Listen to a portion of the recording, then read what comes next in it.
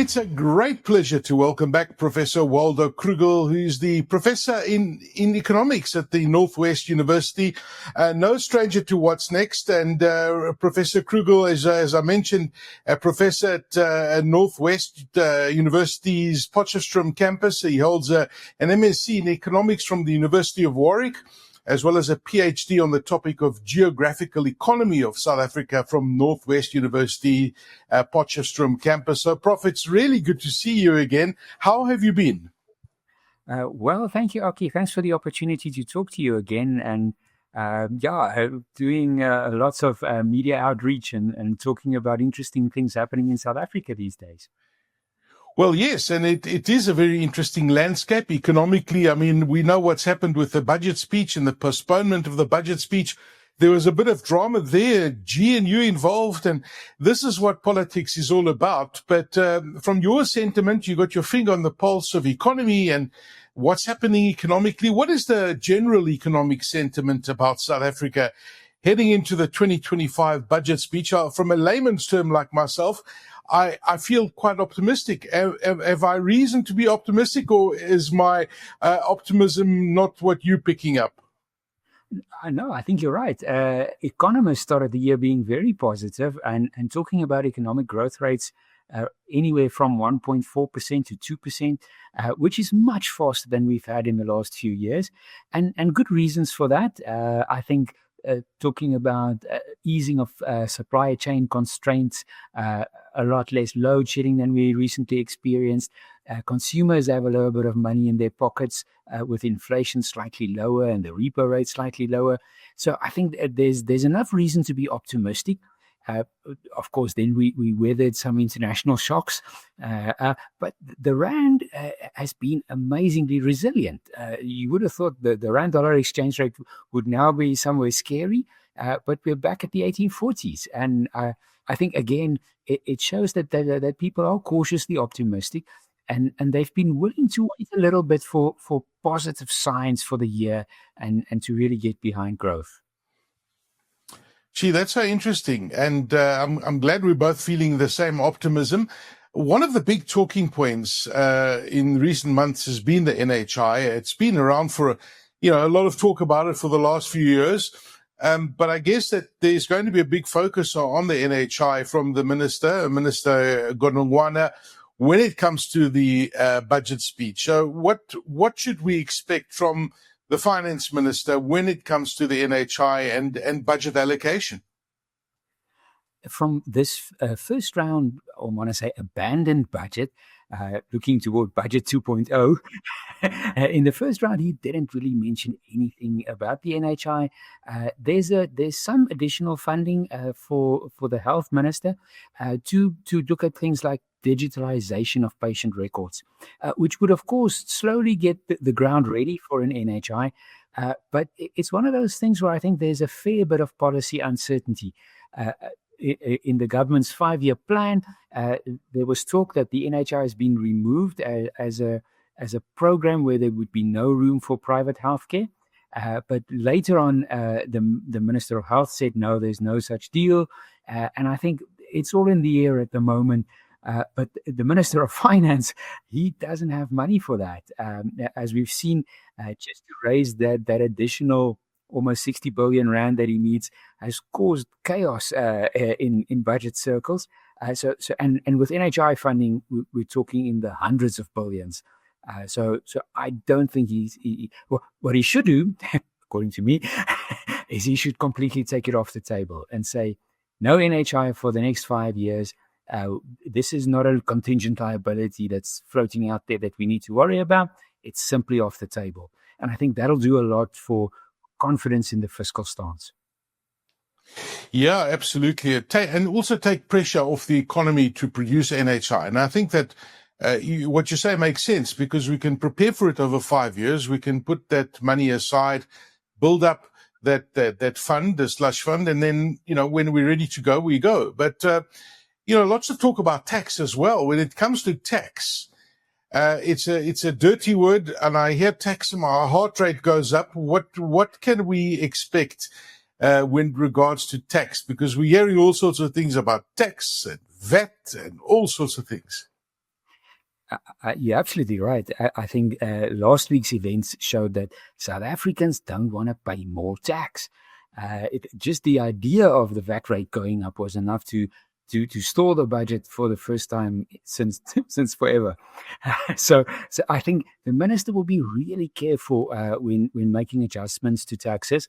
I saw this today in the newspaper. There was talk of proposals about a wealth tax.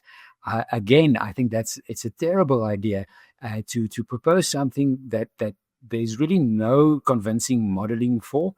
We don't know what should be taxed, how will it be assessed, what rates are involved. Just to throw that word out there shortly after you've signed the expropriation bill is really shooting yourself in the foot when it comes to investor confidence.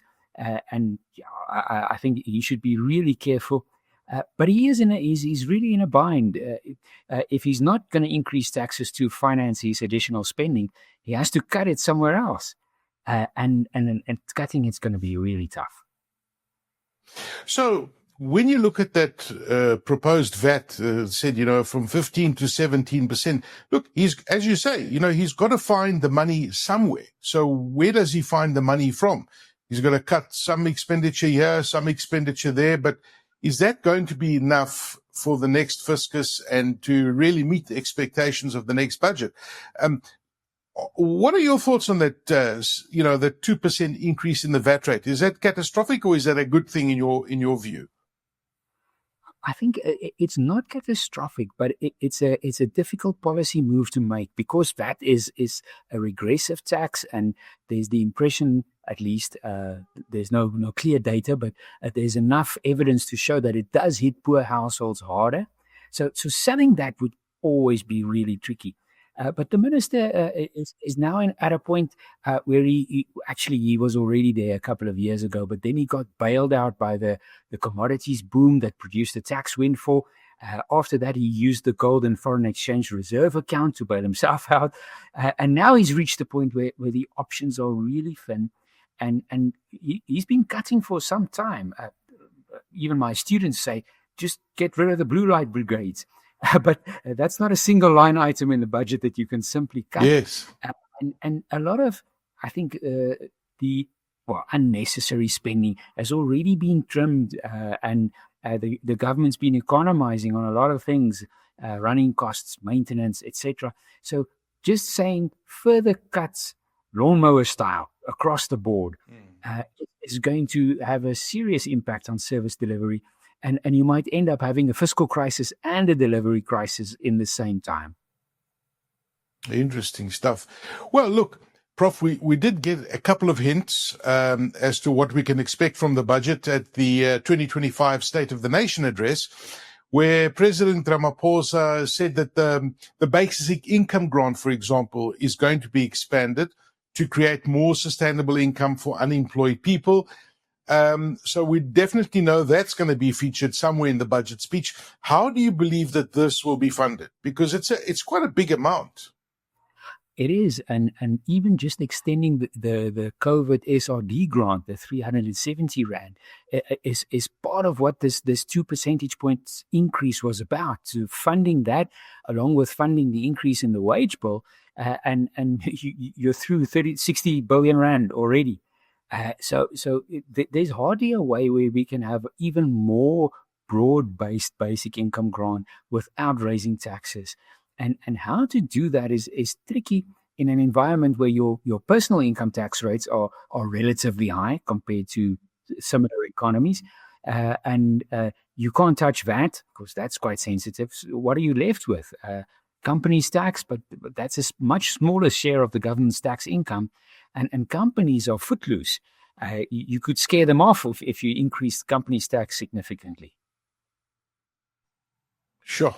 There is. I'll tell you, the Minister of Finance has got a very, very tough job here. He's got a very fine balancing act that he's got to do. And I'm glad I'm not in his position, because I tell you, this is probably one of the most important budgets in recent years, or probably one of the most important ones in the last 30 years of democracy. And President Ramaphosa also announced a significant infrastructure investment. Now, this is the one I liked. I think you mentioned an amount of 940 billion rand that's going to be spent over the next 3 years. Is that money around? Is it available? What more can we expect from Minister Gonongwana regarding this commitment during the 2025 budget speech? Do we have that lying around? A big part of that's already been budgeted for. So it's not new money. It's already in the 3-year rolling plan. And I think the minister really stuck to those ideas of investing in infrastructure and getting a base, a foundation from which to accelerate economic growth. And those are good. But like you say, it's easy to think that this is additional money or this is new money, but a lot of it's already there. It just needs to be spent over the 3-year cycle. So the potential impact that would have on, say, economic growth is limited to how much it can just fire up private sector investment. I think once the privates see some of that money being spent and there's real results on the ground, that could unlock more private sector investment, which would fuel growth. In these high growth scenarios, anything above 2%, the 3% that the president mentioned in the SONA, they are very much based on the idea that you have this positive cycle of reinforcing business confidence, a bit of growth, a slightly stronger rand, slightly lower interest rates, more confidence, more spending. But you need to get that cycle going. And I think that's where the minister's infrastructure spend can play an important role. So, Prof, there's always some surprise at these budget speeches that we've had. The surprise the one thing that's not a surprise is the increasing taxes on alcohol and cigarettes. I'm sure that we're going to probably get another increase over there. But are you expecting any other big potential surprises or, important topics that you think might arise during the 2025 budget speech? Ahead of the first budget speech, there was a lot of speculation of a significant increase in excise tax. Back in November last year, the Treasury floated this idea of a minimum price on alcohol. And that would have increased excise significantly. But there was no mention of it in this first round speech. So hopefully that's also out of the second round one. We'll have to wait and see. I think the key thing is the minister needs to convince us that all the other reforms that we need, over which he doesn't have a lot of control, they need to happen elsewhere. It's outside of spending access. But if he can tell a convincing story that this is ongoing, it has momentum, and there's serious commitment behind it, I think that would be the key. And in Budget 2.0, the pressure is really going to be on to sell this story for growth. Irrespective of how he ends up balancing the books, I think he needs to convince the ratings agencies, the foreign investors, the South African public, that his plan is going to lead to growth of 1.52% this year. Yo, I really hope so, and even more. I mean, I've heard some other numbers being thrown around that are higher than that, but I think that it's good to be optimistic. But just based on your expectations of this budget speech, it's all in all, it sounds like a positive speech. There's good stuff. There's stuff that's going to spur the growth on. How do you think that the ratings agencies are going to react to our budget speech? Is it going to be positive or negative? From the first round documentation that was made public in the end, the ratings agencies have been rather positive because they look at the bottom line of where the debt to GDP ratio goes, and the minister really made a point of maintaining that. In order to do that, he proposed a tax increase, but he could have done it the other way and cut spending somewhere. But the ratings agencies came out and said that even in the first version, it showed commitment towards the idea of just consolidating the fiscal stance and really prudently managing debt levels. So I think if he's able to convince them again, that'll be good. And I think it's possible. He did have a pro-growth story, but it was derailed by that 2 percentage point bad proposal. Yeah. So, Prof, I mean, you obviously follow international markets and geopolitics, which really play a very important part in where we are as a country. And we're kind of in a very unique situation compared to other countries because, we've got two big trading partners. We've got the US, we've got the Chinese. And I think the world has literally been turned upside down. I think there's a lot of things happening economically, which is a conversation for another day, because I'd love to hear your mind and thinking around what's going on and how the US, for example, is changing the way that they are looking at government spending and all of these kind of things. But back to South Africa, we've seen the tension between President Trump and President Ramaphosa, and I'm going to, increase taxes and increase your import duties. And we're kind of stuck in the middle over here. So how do you think that geopolitics is going to play out? And in particular, the threats that have been made against us by President Trump, where as a country do we stand, and how do we weather this particular storm? It's a significant storm, and one that I think we didn't really realize how big it could be when we kicked off 2025. The sort of tariff proposals that President Trump has made is really significant, and they could lead to a escalation of trade wars, trade costs going up, influencing our exports, and our export industries are key to driving growth going forward. So I think there's a lot of uncertainty. The worst hasn't happened, and we're still waiting to see how our membership of the AGOA agreement is going to play out. Whichever way it goes, I think we really need to focus to get our own house in order, to just make us more resilient to these kinds of shocks.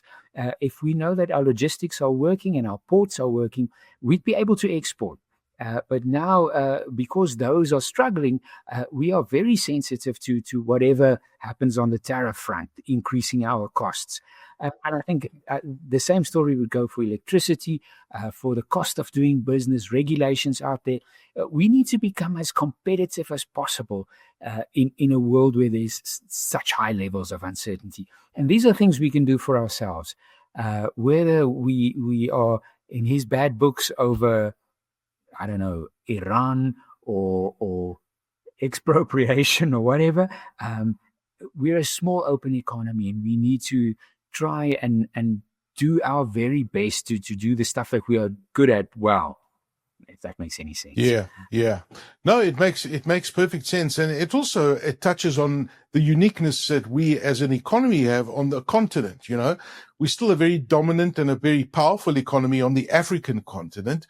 And we are certainly paving the way in many regards there with our trading partners locally. But, you can't ignore the big ones. And the AGOA agreement, etc., is going to be interesting to see how this plays out. But that's a conversation for another day. It's always great to catch up with you, Prof, and hear where your thoughts are going forward. But you've really framed this budget really well in our minds. And I'm going in to listening to this budget with a whole new mind, and perhaps we can even chat after the budget to see what your expectations were, and if those levers that we've been talking about are going to be pressed in the right direction for economic growth.